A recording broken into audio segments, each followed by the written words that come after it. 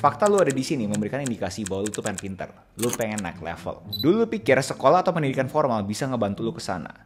Tapi setelah terima realita hidup, lu baru tahu ternyata sekolah aja tuh kagak cukup. Lu udah tahu rasanya ditampar, dimana lu pikir ijazah lu bisa bantu di kerjaan, tapi ternyata orang tanpa kredensial pun bisa ngelakuin itu. Bisnis yang lu pikir butuh modal gede banget, ternyata ada orang yang kagak sekolah bisa ngegedein tanpa punya modal. Seseorang yang lu mau PDKT aja dan lu pikir lu butuh jadi pintar, ternyata ada orang biasa aja dan langsung beraksi. Disclaimer, video ini bakal lama dan hasilnya juga kagak bakal instan. Jadi buat kalian yang kagak pengen pintar, it's okay guys, nggak usah nonton video ini.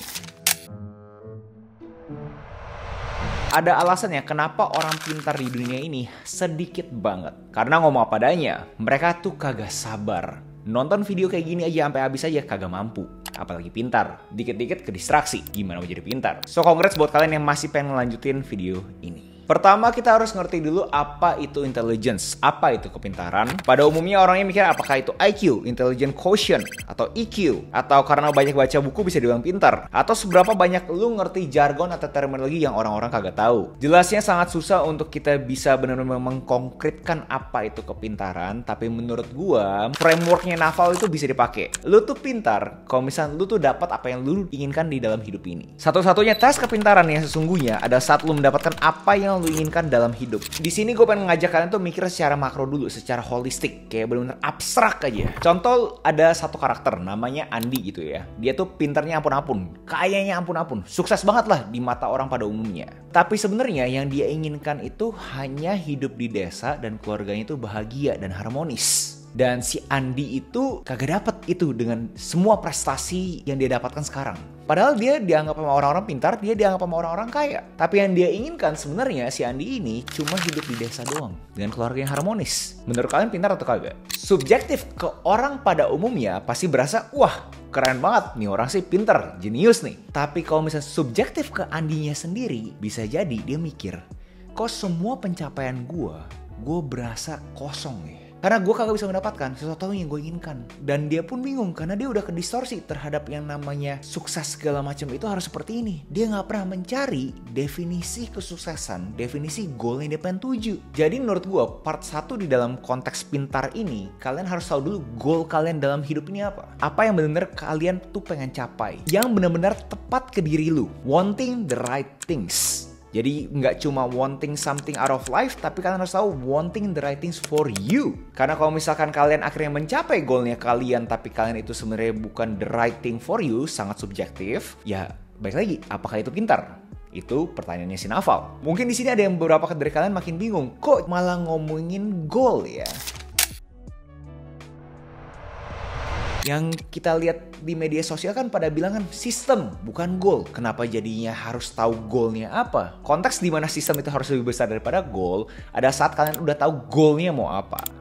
Goalnya tuh udah tepat buat kalian. Goal bisa dibilang kagak penting, kagak ada gunanya kalau misalkan kagak ada sistem. Kenapa? Karena ya basically kalau misalkan kalian cuma punya goal nggak punya sistem, ya itu namanya wishful thinking. Kalian itu berimajinasi, kalian mempunyai dunia fantasi. Di otaknya kalian tuh bakal ada suatu dunia di mana orang-orang tuh bakal ngebantuin kalian menuju goal tersebut tanpa kalian tuh mempunyai sistemnya kalian sendiri. Dan di sini gue pengen elaborasi ya. Ada alasannya kenapa kalian nonton video-video seperti ini. Bukan karena Agus Leo-nya, tapi karena materinya. Materinya adalah sistem itu penting. Di mana sistem itu terjadi kalau misalkan ada suatu aktivitas yang bisa mengeluarkan input dan akhirnya ada outputnya juga. Kebanyakan orang pada umumnya selalu menunggu outcome, hasilnya. Jadi dia ngapain melakukan input, ngapain melakukan output, pokoknya udah ngarep aja outcome-nya datang sendiri. Sekarang itu ada tugasnya kalian, coba bedah harinya kalian. Input apa aja yang kalian lakukan setiap harinya dan apakah outputnya itu membuat kalian lebih dekat ke goal yang kalian inginkan. Dan banyak yang salah kaprah juga nih dengan kata lebih dekat ke goalnya. Seakan-akan memberikan kesan, oh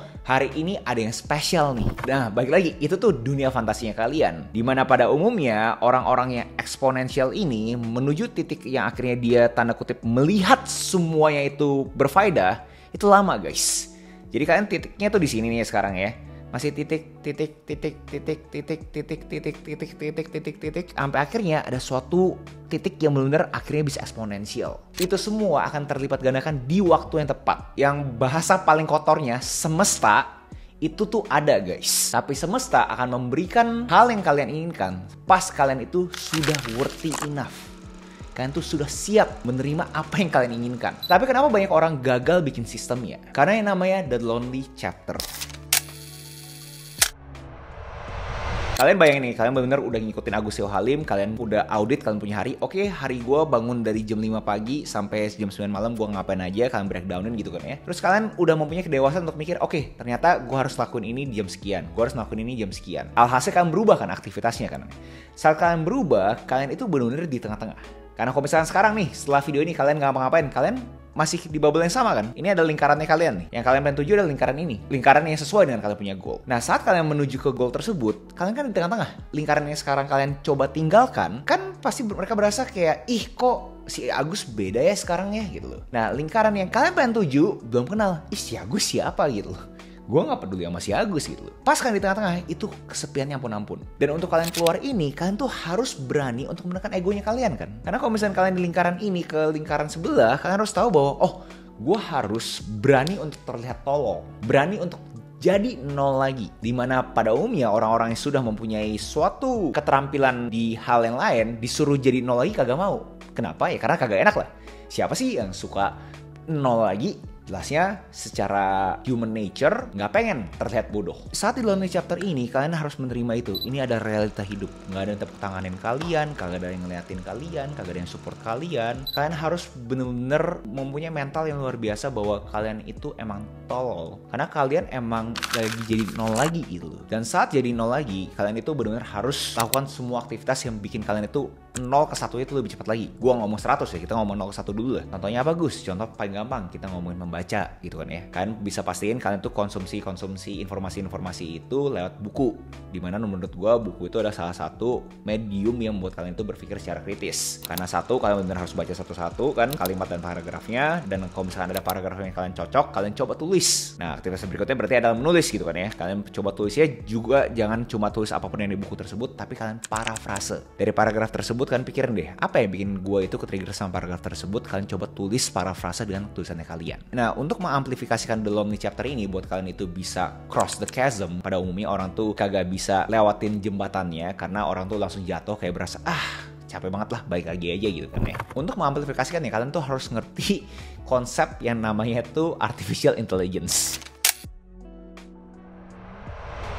Kalian tuh harus ngerti konsep yang namanya neural network, di mana ada input, ada output. Basically kayak kita ngomongin AI atau ChatGPT pada umumnya lah ya. Gue yakin di sini kalian yang udah pernah pakai ChatGPT, kalian tahu bahwa kalian itu bisa training kalian punya ChatGPT-nya. Kalau misalnya kalian nggak tahu, gue ada video terhadap gimana kalian itu bisa training ChatGPT-nya untuk sesuai dengan kalian punya keinginan. Bisa dilatih seperti itu juga, karena kalau ChatGPT aja bisa, kenapa kita nggak bisa kan? Gimana caranya? Kalian itu setiap kali ada informasi, kalian itu bener-bener secara kritis pikir dulu, kira-kira informasi ini di konteks yang gue bergunanya seperti apa. Dan kalau misalnya kalian berasa berguna, kalian harus melakukan suatu aktivitas untuk kalian itu bisa menyimpan informasi tersebut sesuai dengan konteksnya kalian. Yang bahasa paling kerennya namanya adalah the con of learning. Jadi buat kalian yang di sini suka lupa lah, suka baca buku tapi kagak ada faedahnya buat kalian, itu semua ada rasionalnya. Dimana di con of learning kasih tahu, lu tuh kalau misalkan baca doang, paling lu cuma ingat 10% dari apa yang lu baca. Kalau misalkan lu denger doang, contoh di sini nih lagi dengerin doang nih ya, paling cuma 20% doang nih lu ingat dari video ini. Kalau misalkan lu ngelihat langsung, ya kan?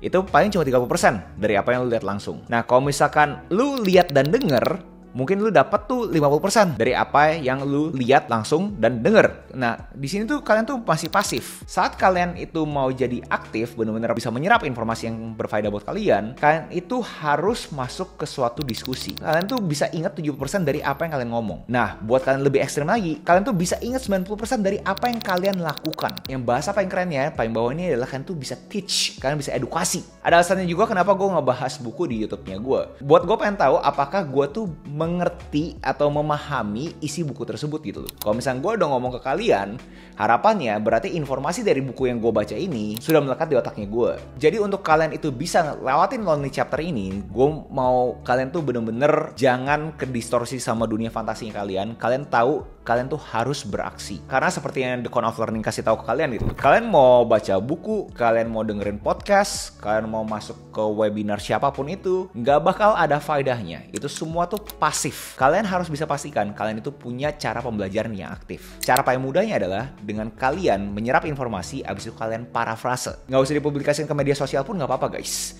Ini kan contoh doang. Gue publikasikan gue punya penyerapan informasi lewat media sosial. Kalian tulis aja buat kalian itu baca lagi dari 2 minggu, 3 minggu kemudian pun juga nggak apa-apa. Nah, gue asumsi di sini kepintaran kalian udah mulai naik level lagi karena kalian sudah bisa menyerap informasi. Dan menurut gue yang harus dibahas berikutnya adalah saat akhirnya kalian bisa menggunakan kalian punya kepintaran ini dan mendapatkan pencapaian kalian inginkan. Nah, saat kalian udah mendapatkan pencapaian ini, menurut gue jangan sampai kalian itu hilang tuh day zero mentality-nya, hari ke nolnya. Dimana pada umumnya kayak gue bilang kan ya, orang-orang tuh kalau misalnya udah mendapatkan suatu pencapaian, itu tuh bener-bener kayak berasa egonya tuh luar biasa banget gitu. Nah, kalian harus bisa menekan egonya kalian. Selalu belajar dari nol. Karena ngomong kasarnya, there is no end game. Nggak ada tuh namanya end game terhadap pembelajaran. Karena kita dulu tuh dari sekolah sudah diajarkan, oh ternyata ada namanya tamat sekolah. Nggak ada namanya tamat belajar guys. Kalian harus bisa nolkan dirinya kalian terus menerus sampai akhirnya kalian terus belajar juga. Jadi buat kalian yang masih kagak dapet terhadap intisari terhadap gimana cara kalian itu bisa lebih pintar daripada 99% orang di bumi ini, basically kayak gini guys. Kalian tuh harus tahu kalian punya goal tuh apa. Abis itu kalian harus mempunyai aksi untuk menuju goal tersebut. Abis itu kalian harus melakukan suatu review terhadap kalian tuh sekarang posisinya di mana. Terus coba berikan suatu comparison, perbandingan ke end goalnya kalian. Kalian review terus dan setiap kali ada sesuatu hal yang menurut kalian itu tidak cocok dengan kalian punya kepentingan, kalian harus selalu melakukan namanya koreksi. Terkesan sangat gampang banget kan ya, kayak wah bro ini mah ngomongin ini mah gampang banget bro, lu ngomong di media sosial kayak gini mah enak gitu kan ya, ngemeng doang gampang gitu kan ya. Kenapa hal seperti ini bisa jadi susah? Karena pada umumnya orang-orang itu kagak mau kelihatan jelek, sesimpel itu aja guys. Orang tuh kagak pengen kelihatan sampah. Mereka itu kalau misalkan pengen melakukan sesuatu mau terlihat keren, mau terlihat orang-orang yang hebat. Saat kalian itu akhirnya bisa melepas kalian punya self image di otaknya kalian bahwa kalian tuh keren, kalian baru bisa berubah. Dimana gue klaim mayoritas orang pada umumnya nggak bisa tuh terlihat jelek karena emang kagak enak kan dibilangin tolol goblok tuh gak enak gitu. Tapi kalau misalnya kalian akhirnya mempunyai suatu kebiasaan untuk terus menerus melakukan suatu output yang jelek, akhirnya kalian tuh terbiasa. Dan akhirnya kalian tuh ngerti gimana caranya kalian itu memperbagus kalian punya karya, kalian punya output lebih bagus lagi. Orang-orang yang kagak bisa ngerti ini menurut gue orang-orang yang tidak bisa menghormati craftnya, nggak bisa menghormati gritnya, nggak bisa menghormati bahwa lu tuh butuh sekian banyak jam kerja gitu. Orang berasa bahwa jam kerja, jam terbang itu kagak butuh. Gue pengen langsung ke outcome-nya. Ya pengen, semua orang juga pengen kayak gitu, tapi nggak bisa guys. Itu dunia fantasinya kalian gitu. Dan ada juga kadang-kadang orang lebar gitu. Oh bro, gue gak bisa kayak gini karena gue itu mempunyai suatu trauma gitu kan ya. Disclaimer dulu, ya gue juga bukan psikolog. Tapi dari buku-buku yang gue udah baca, gue mau memberikan komentar bahwa menurut gue masa lalu itu cerita fiktif.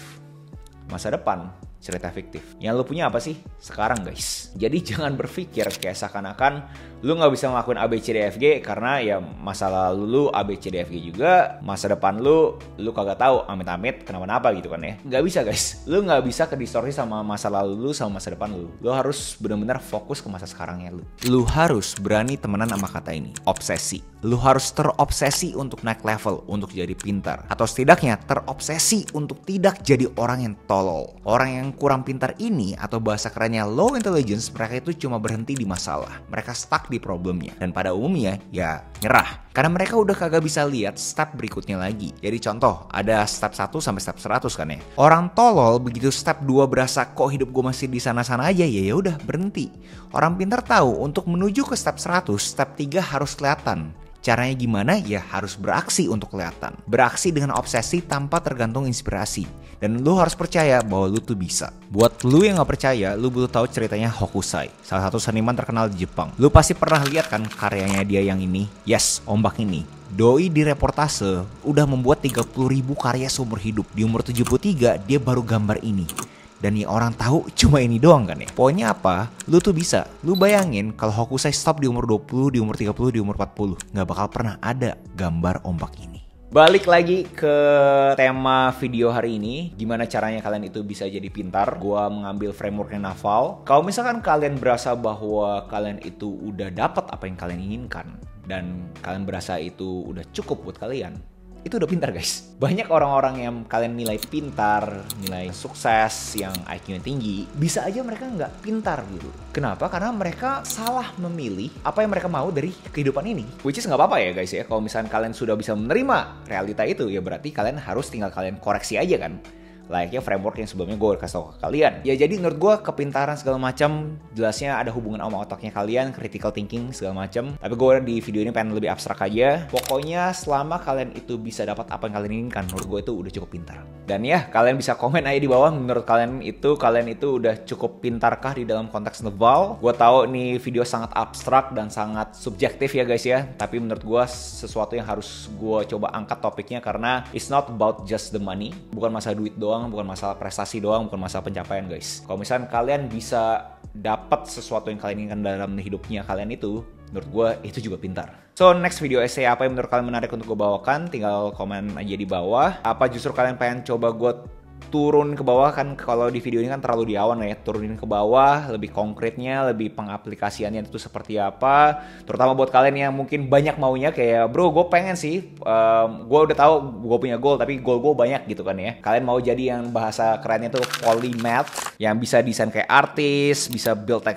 engineer, bisa strategis ke CEO. Apakah menurut kalian itu menarik untuk gue bahas? Itu aja videonya, jangan lupa like, comment, subscribe, nyalain notifnya, share temen kalian, and I'll see you in the next video. Salam kreatif.